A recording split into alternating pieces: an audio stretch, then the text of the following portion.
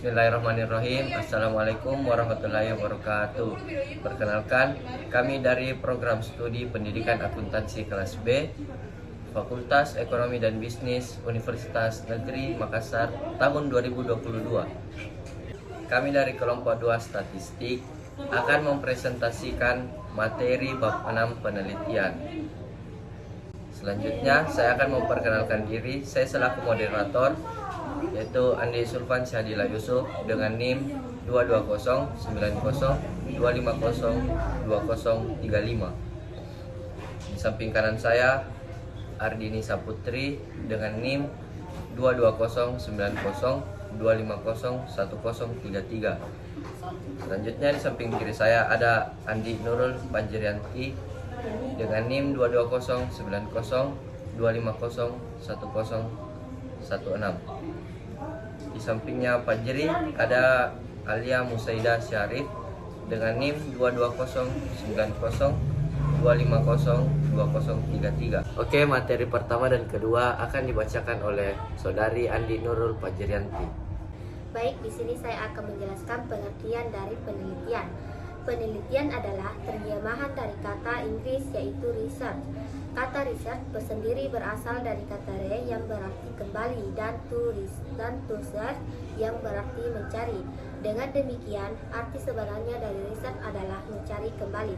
Penelitian menurut para ahli. Yang pertama yaitu Parson 1946. Penelitian adalah pencarian atas sesuatu secara sistematis dengan penekanan bahwa pencarian ini dilakukan terhadap masalah-masalah yang dapat dipecahkan. Yang kedua yaitu John 1949. Penelitian adalah suatu pencarian fakta menurut metode objektif yang jelas untuk menemukan hubungan antar fakta dan menghasilkan dalil atau hukum. Dan yang ketiga yaitu Whitney 1960. Penelitian adalah merupakan suatu metode untuk menemukan kebenaran, sehingga penelitian juga merupakan metode berpikir secara kritis. Selanjutnya yaitu metode penelitian. Metode penelitian terbagi menjadi 4 yaitu metode filosofis, metode deskriptif, metode historis, dan metode eksperimen. Baik, itulah materi dari saya. Kemudian saya kembalikan ke moderator. Oke, materi selanjutnya akan disampaikan oleh Saudari Ardini Saputri. Baik, materi selanjutnya jenis-jenis penelitian. Pertama, jenis penelitian berdasarkan hasil yang ingin dicapai. Nah, berdasarkan hasil yang ingin dicapai dapat dibedakan menjadi 2. Pertama, penelitian dasar atau basic research. Penelitian dasar adalah penelitian yang mempunyai alasan intelektual dalam rangka memperluas ilmu pengetahuan manusia, tidak untuk membuat atau menciptakan sesuatu. Yang kedua, penelitian terapan atau applied research. Penelitian terapan adalah penelitian yang mempunyai alasan praktis, keinginan untuk mengetahui, bertujuan agar dapat melakukan sesuatu yang jauh lebih baik, lebih efektif dan efisien. Jenis-jenis penelitian yang kedua, jenis penelitian menurut metode. Penelitian menurut metode dapat dibedakan. Pertama, penelitian survei atau survei research.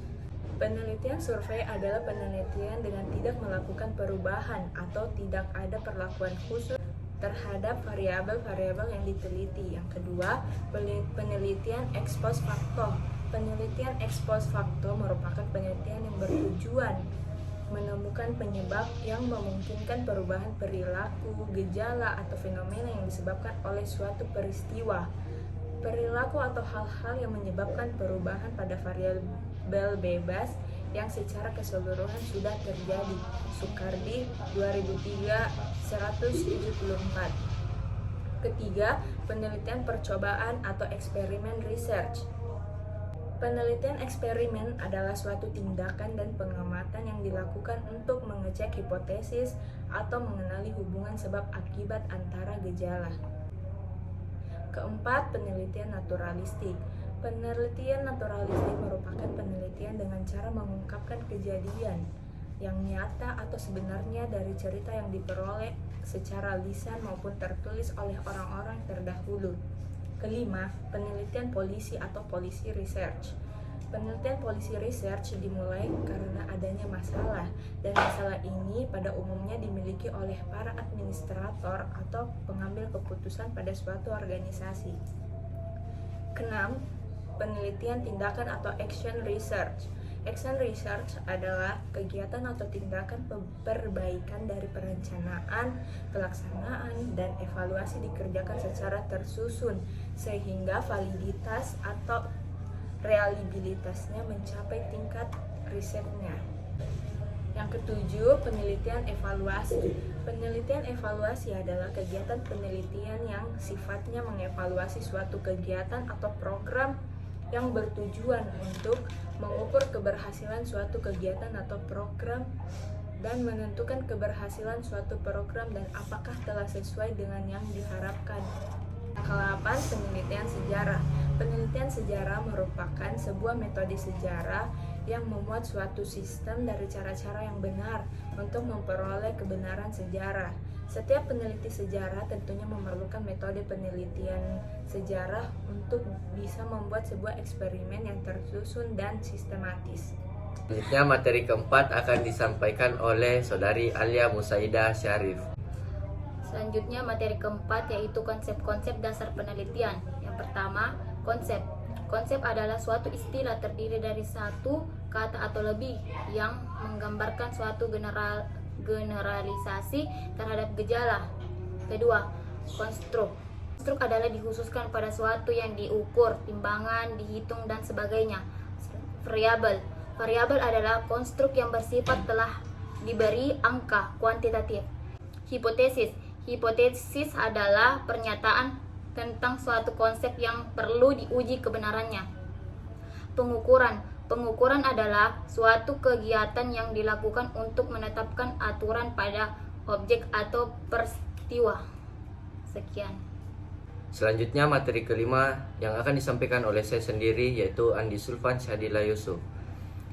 Materi kelima adapun tahap-tahap penelitian. Yang pertama, memilih masalah atau topik penelitian. A. Masalah harus ada nilai penelitian. B. Masalah harus visible. 2. Studi pendahuluan. Yang pertama itu A. Paper. B. Pearson. C. Place. Yang ketiga, cara merumuskan masalah. A. Masalah dirumuskan dalam bentuk pernyataan atau pertanyaan. Yang kedua, rumusan masalah hendaklah jelas. Yang ketiga, rumusan masalah harus tersedia data yang berguna. Yang keempat, dasar dalam membuat hipotesis. Yang kelima yaitu masalah harus menjadi dasar bagi judul penelitian. Yang keempat, menentukan teori. Yang pertama itu teori penguatan atau reinforcement. Yang kedua yaitu teori keinginan berperilaku, behavior intention. Yang kelima, cara merumuskan hipotesis. Yang pertama, hipotesis induktif. Yang kedua, hipotesis deduktif. Keenam, memilih pendekatan penelitian. A. Pendekatan kualitatif. B. Pendekatan kuantitatif. Yang ketujuh, operasional konsep penelitian. Baiklah, itulah tadi materi yang disampaikan oleh kelompok kami. Jadi, kesimpulan dari materi ini, penelitian adalah pernyataan singkat tentang hasil analisis deskripsi dan pembahasan tentang hasil pengetesan hipotesis yang telah dilakukan pada bab sebelumnya. Sekian dan terima kasih. Apabila ada salah kata mohon dimaafkan. Wabillahi taufiq wal hidayah. Wassalamualaikum warahmatullahi wabarakatuh.